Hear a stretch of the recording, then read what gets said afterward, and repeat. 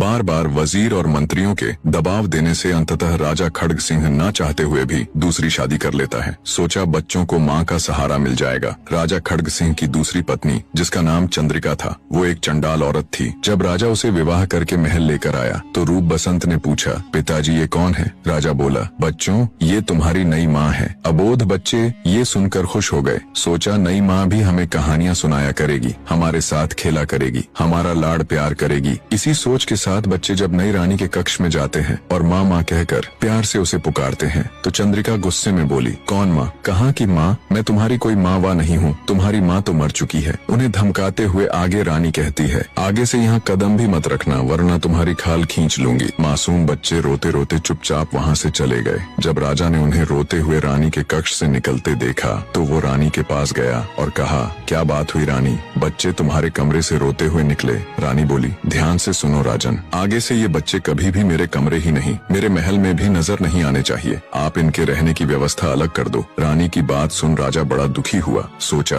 क्या सोचकर विवाह किया था और क्या हो गया। भारी हृदय के साथ राजा ने बिना कोई क्लेश किए रानी की बात मान ली और बच्चों के रहने के लिए अलग से जगह बनवा दी। रूप और बसंत वहाँ अलग से रहने लगे। ऐसे ही समय बीतता चला गया। राजा बूढ़ा हो गया। रूप और बसंत अब जवान हो गए। अब चूंकि राजा बूढ़ा हो चुका था तो रानी चंद्रिका उससे कतई खुश नहीं थी। एक दिन रूप और बसंत दोनों भाई बॉल के साथ खेल रहे थे। खेलते खेलते उनकी बॉल रानी के महल में चली जाती है। रूप अपनी बॉल को लेने के लिए रानी चंद्रिका के महल में जाता है। जब रानी चंद्रिका ने रूप को देखा तो उस हट्टे कट्टे खूबसूरत नौजवान को देख उसकी अंतर्वासना जागृत हो गई। रूप ने जब रानी चंद्रिका को देखा तो वो उसे प्रणाम करता है। रानी बोली, तुम कौन हो नवयुवक और यहाँ किस लिए आए हो? रूप बोला, मौसी जी मैं आपका बड़ा बेटा रूप हूँ। खेलते खेलते मेरी बॉल आपके महल में आ गई, बस उसी को लेने आया था। रानी चंद्रिका बोली, रूप तुम बिल्कुल अपने नाम के जैसे ही सुंदर हो, पर ये बेटा शब्द लगाने की क्या आवश्यकता है? तुम भी खूबसूरत जवान हो और मैं भी जवान हूँ, हम दोनों की जोड़ी क्या खूब जमेगी।